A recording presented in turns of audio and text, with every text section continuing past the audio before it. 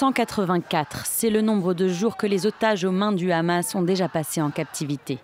Une durée que leurs proches ne peuvent plus tolérer au lendemain des 6 mois de l'attaque du 7 octobre.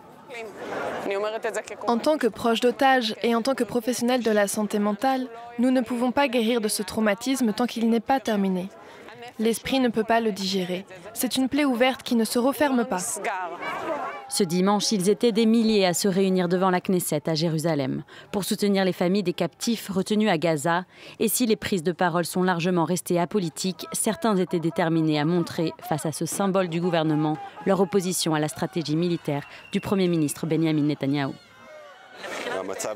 Le fait que le gouvernement empêche le retour des otages, c'est intolérable et inacceptable. Cela va à l'encontre de toutes les valeurs humaines et certainement à l'encontre des valeurs du judaïsme et du sionisme. Nous ne pouvons pas accepter cela. Et après leur retour, il y a certainement un endroit où chercher une solution à long terme qui permettra une existence pacifique dans ce pays.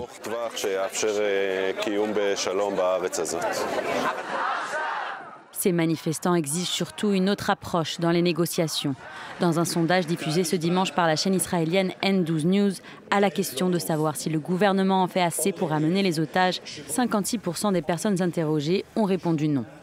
Une énième série de pourparlers via les médiateurs internationaux doit se tenir au Caire dans l'espoir de trouver un accord pour un cessez-le-feu. Mais le Hamas et Israël s'accusent mutuellement d'entraver ces discussions. Et le mouvement de contestation à l'origine des rassemblements de masse qui ont secoué Israël en 2023 continue d'exiger la tenue d'élections.